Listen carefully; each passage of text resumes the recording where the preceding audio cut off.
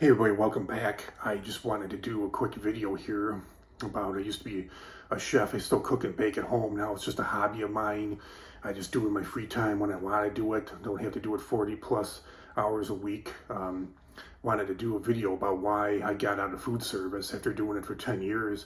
Going way back to high school. I started when I was 17. I did it 5 years as an amateur and then 5 years as a professional chef. So a total of 10 years. And after 10 years, I couldn't take any more of this. I got laid off from the last executive chef job that I had, and I just decided I needed to do something different. I was single when I got out of the business, but it breaks up a lot of marriages.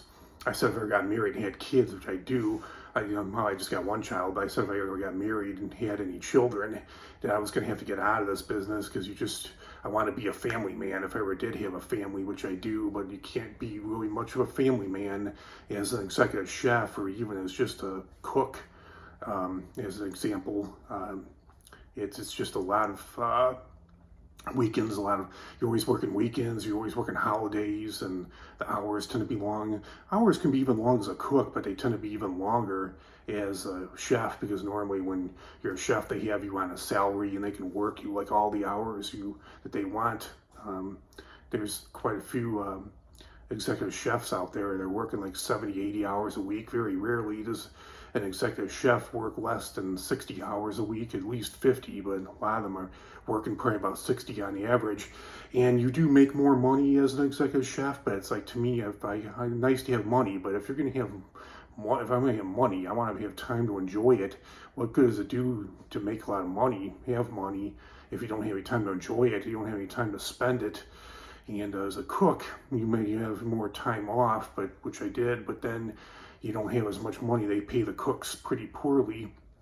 And I have anxiety, so it's really fast-paced. It's a high-stress environment. Just as an example, having like 40 steaks on a broiler, on a grill, and they're all different temperatures, and especially when it's real busy, people are always yelling and screaming at each other. The thing that drove me nuts,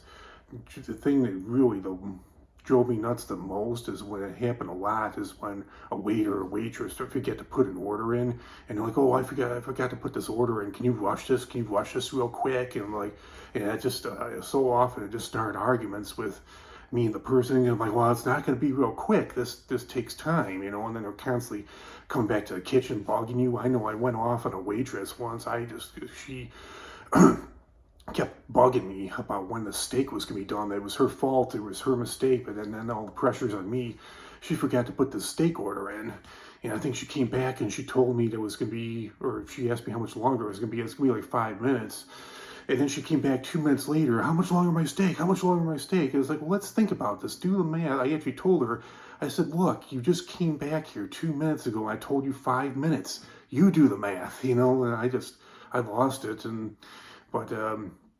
Yeah, you're going to be work if you like, to be a family man, family woman, if you like to have weekends off, holidays, your kids' birthdays. It's like, well, guess what? More than likely, a lot of that stuff happens on weekends, and you end up having to work those days unless you're on vacation, unless you have some type of medical reason to be off. You have a death in your family. And as far as like all the restaurants I work at, even if you're lucky, unless you work for a corporation, a lot of family-owned restaurants, they don't have much to offer in the way of benefits. It's pretty much bare bone benefits, not too good. And these family-owned restaurants, they don't have to follow as many rules. They can pretty much, there's not as much overhead for them. They can do whatever they want, and you don't have as much protection as you would if you were working for a corporation. So, yeah, that's a summary of why I got out of food service. And I didn't really know what I wanted to do. I drove a forklift at a Menards distribution center warehouse, a home improvement center warehouse back in the Midwest. Did that for about a year and a half, and that got boring pretty quick. And then I enjoyed that. I was a medical records clerk for 10 years.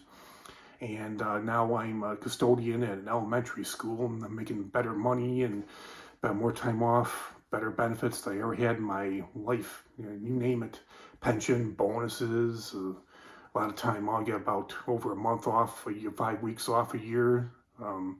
Bonuses, good money, and good people to work with. For my anxiety, it's a very relaxing job. Not a lot of pressure, pretty laid back, pretty easy.